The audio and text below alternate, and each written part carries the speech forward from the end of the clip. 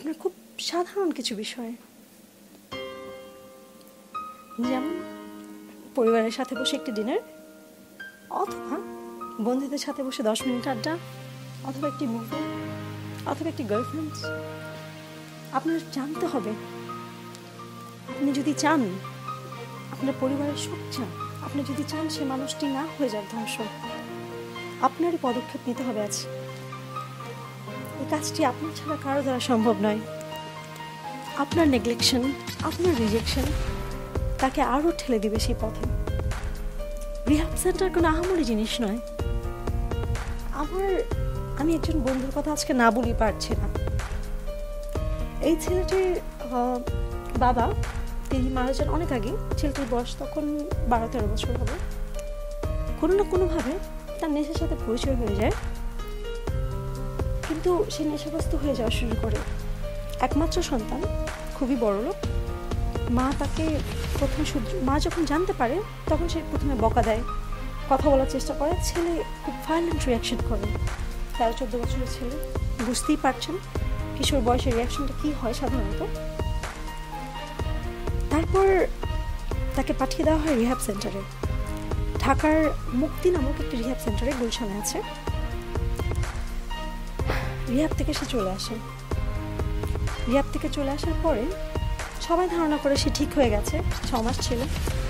আমার তাকে ধরা পড়া হয়, আবার তাকে এভাবে ধরা হয় হাতে নাতে। আবার তাকে পাঠিয়ে দেওয়া হয় আরেক রিহ্যাব সেন্টারে। এভাবে করে বিভিন্ন রিহ্যাব সেন্টার, এবং দেশের বাইরের এক রিহ্যাব সেন্টারের সাথে তার খুব ভালোই একটা জীবনযাপন কেটেছে ওখানে। আবার সে চলে এসেছে। তার মা মনে করেছে সে অনেক ভালো হয়ে গেছে। তাকে যখন আমি দেখতে গেলাম, আমি দেখলাম যে হ্যাঁ, সে হয়তো এবার ভালো হয়ে গেছে, সবাই দেখছে সে ভালো। কিন্তু আমি যেটা আবিষ্কার করলাম, এবার সে পাকাপোক্ত হয়ে এসেছে যে কীভাবে ড্রাগ নিয়ে সবসময় নর্মাল থাকতে হয়। আপনি বিবেচনা করুন ব্যাপারটা। রিহ্যাব কোনো ওষুধ নয়। রিহ্যাবের জীবন কাহিনী আমি আমার পরিচিত বেশ কিছু মানুষের মুখ থেকে শুনেছি। রিহ্যাবের জীবন কোনো ওষুধ নয়। রিহ্যাবে কোনো ট্রিটমেন্ট হয় না। এটি ট্রিটমেন্ট আপনার হাতে। তার মা এখন মনে করে তার সন্তান অনেক ভালো হয়ে গেছে, কিন্তু তার মা জানে না যে হ্যাঁ, তার মা জানে তার ছেলে 12টা পর্যন্ত ঘুমায়, কিন্তু মা জানে না ছেলে হয়তো একটু দেরি রাত করে ছবিটা ছেড়েই বাথরুমের কোনায় গিয়ে সুন্দর করে নিজের মতো করে চলে যাচ্ছে। কিন্তু সে হ্যাঁ, এখন ততটুকুই নেশা করে যতটুকু সে ধরা পড়ে। এর বাইরে করলে সে ঘুমিয়ে যায়। এটি কি কোনো সলিউশন দিয়েছে? এটি কি কোনো উত্তর দিয়েছে আপনাকে আজ? আমি তখন তার মাকে গিয়ে বললাম, সে আমাকে বলেছে যে আমি তাকে হাতে নাতে ধরেছি। আমি সুন্দর করে তার টেবিলে খাতাটা রাখার জন্য যখন আমি দাঁড়ালাম, আমি একটি পেন্সিল বক্সের জায়গায় আমি একটি কাগজের বক্স পেয়েছি। খুলে আমি মনে করেছিলাম কলম পেন্সিল আছে। আমি কিছু জিনিস দেখে আমি খুব হতভম্ব হই, কারণ আমিও বুঝতে পারিনি তার সাথে এতদিন মিশে। সে আমাকে বলে তার মাকে না জানাতে।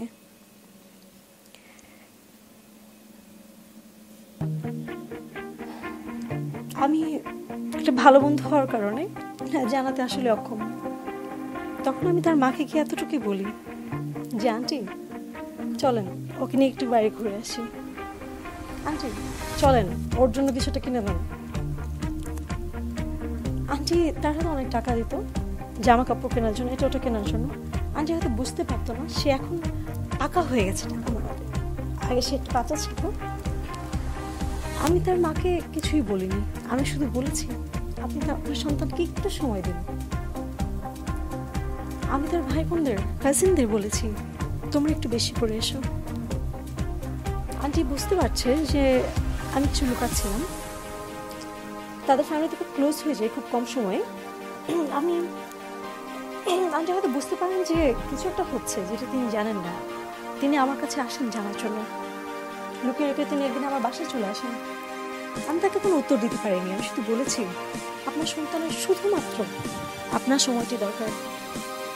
একটি মা হয়ে একমাত্র সন্তানের সেই কষ্টটাই তিনি বুঝেনি, যেটার জন্য তিনি তার সন্তানকে ব্লেম করছে। তার নেশা করার হ্যাঁ বড় লোক, অনেক টাকা পয়সা আছে, অনেক কিছু কিন্তু খুব সহজ হয়ে যায়, এগুলো কোনো কারণ না। ছেলেটি নেশা করার একমাত্র কারণ তার বাবাকে হারানো। মা কোনোদিন বুঝতে পারেনি ছেলেটি নেশা ফেলে গিয়ে যখন শোনে যে হ্যাঁ আমার বাবা আমাকে এটা কিনে দিয়েছে, আমার বাবা এটা করেছে, তার মা তাকে অনেক কিছু দিচ্ছে, কিন্তু বাবা শব্দটি তার জীবন থেকে একদম নেই।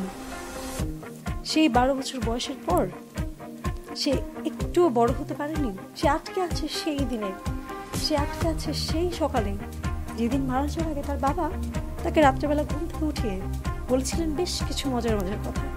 সে বের হয়ে আসতে পারেনি, সে বলতে পারছে না, সে সে আটকে আছে।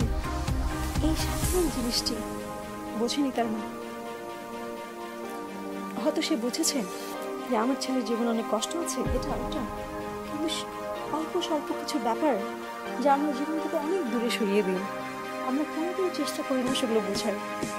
সারা জীবন আমরা দোষ দিই সেই মানুষটিকে যে নেশার জন্য আক্রান্ত। আমরা কোনোদিন দোষ দিই না যে হ্যাঁ আমাদের একটি ব্যর্থতার কারণে সে এখানে আছে, যে এটা আপনার ব্যর্থতা যদি আপনার ফ্যামিলি থেকে একজন ব্যাপার এটি আপনার ব্যর্থতা যে এমন কিছু আছে যে আপনি বুঝতে পারছেন না।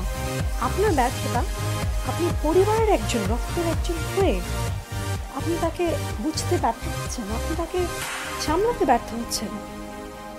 আজ আমাদের ব্যর্থতাটা আমরা খুব সহজেই জানি লুকিয়ে রাখতে। আমাদের ব্যর্থতা আমরা কেউই আসলে কম বেশি প্রকাশ্যে ইচ্ছুকত না, আমরা ঢেকে রাখার জন্য সবসময় দাঁড়িয়ে থাকি।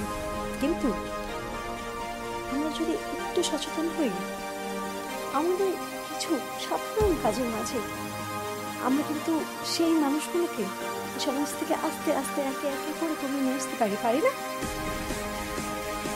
নেশার একটি পর্যায়ে চলে আসে যখন মানুষজন সেই সাপটি সে ঘৃণায় এত পরিমাণে ঘৃণা করতে থাকে, সে পারে না সেটি সহ্য করতে। কিন্তু সে হ্যাঁ তার নিতেই হবে। একটি মানুষ হেরোইন নিচ্ছে, নিতে নিতে তার নাক চলে যাচ্ছে, এক সময় সে পারছে না হেরোইন নিতে, কিন্তু নিতে হচ্ছে, কারণ তার শরীরে সে অদ্ভুত একটি চাহিদা তৈরি হয়ে গেছে। যে চাহিদাটি আর কিছুই নয়, শুধুমাত্র তার মানসিক বিভ্রান্তি। আমরা কেবল ভুল বুঝি। ভুল বোঝা, মিথ্যা বলা যেমন মানুষের জন্মগত স্বভাব, ভুল বোঝাটাও আমাদের ঠিক জন্মগত স্বভাব। বেশি বোঝাটাও জন্মগত স্বভাব, কিন্তু হ্যাঁ আমরা কেবলই ভুল বুঝি। আমরা প্রথমে ভুল বুঝি নিজেদের, পরে ভুল বুঝি আমাদের পরিবারকে, পরে ভুল বুঝি প্রত্যেককে। আমরা যদি একটু চেষ্টা করি, হয়তো আমরা নিজেদের কিছু করতে পারছি না, কিন্তু পারি অনেক কিছু বদলে দিতে। হ্যাঁ আপনি, আমি, এই একজন দুজন মানুষই কিন্তু পারি আমাদের সেই 20 কোটি সোসাইটিটা বদলে দিতে। আমরা ডেভেলপড হচ্ছি অনেক ক্ষেত্রেই, ইকোনমিক্যালি আমরা মধ্যমায়ের দেশে পরিণত হয়েছি, অনেক কিছু হয়েছে, কিন্তু আমাদের আসল ডেভেলপমেন্টটাই কিন্তু মিসিং। হ্যাঁ আপনার মাঝে মিসিং, আমার মাঝে মিসিং। আমি কোনো পারফেক্ট মানুষ নই। আমি আজ এখানে দাঁড়িয়ে কথা বলছি, it doesn't make me a perfect human being. আমি জাস্ট যেটা বুঝতে পেরেছি আপনাদের বোঝানোর চেষ্টা করছি। হয়তো হ্যাঁ আপনার আমার চেষ্টায় অনেক কিছুই বদলে যাবে, বদলে যাওয়াটার ধাঁচটা হয়তো অনেক স্লোই হবে, কিন্তু আজ থেকে শত শত বছর পরে যখন আমরা থাকবো না, কিন্তু যখন এই সোসাইটিটা একটু সুন্দর হয়ে যায় আমাদের প্রচেষ্টার কারণে, আমরা না থাকলেও আমাদের নাম মুছে গেল, আমরা কিন্তু বেঁচে থাকবো সেই মানুষগুলোর মাঝে। ব্যাপারটা যদি আপনি ভুল বোঝেন তাহলে আমার কিছু করার নেই, কিন্তু ব্যাপারটি যদি আপনি একটু বোঝার চেষ্টা করেন তাহলে হ্যাঁ আমার করার আছে, আমার আপনাকে ইন্সপায়ার করার আছে, আমার আপনাকে সাপোর্ট করার আছে, আমার আপনার পাশে দাঁড়ানোর যোগ্যতাটুকু আছে।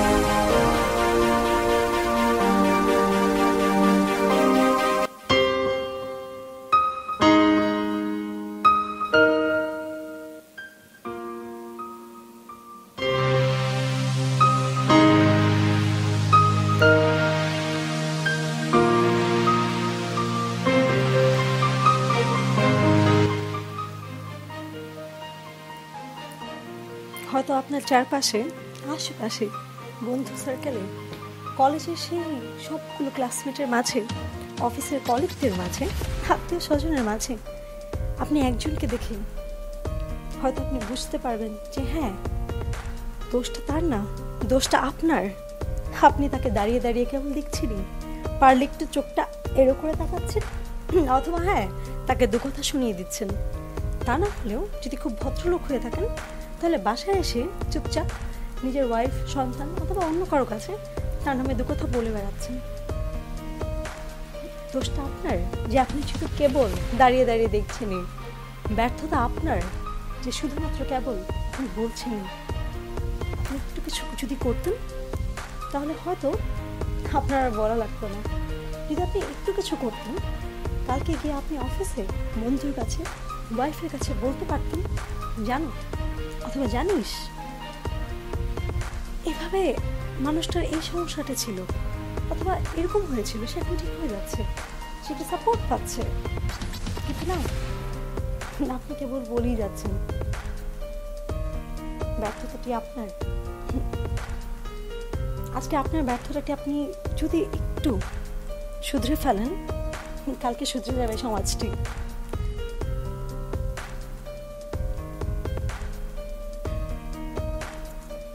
Thanks for attending this episode where I discussed about how to deal with addicts. Yes, you might have better options. You might have better choices. You might have better approaches. Please do them. Inspire others to do them. If you have better approaches, yes, keep it up. Talk about it. Tell others. Spread it. Tell one, the one will tell two, the two will tell four. This is how it will get better. If you have better ideas, do it on yourself. If you have anything better, just do it. If you don't, just try this much, just this bit. If you cannot, then just try as much as you can. That will be enough to make a big difference. That will be huge enough to make you the origin of development. That will be enough to give you a better society. Your one step will make this environment so much better for your children, for your family. Remember, a bad society is not a good credit. A good society is your family's good future. Hold on to it. Good night, folks. Thanks for listening to me.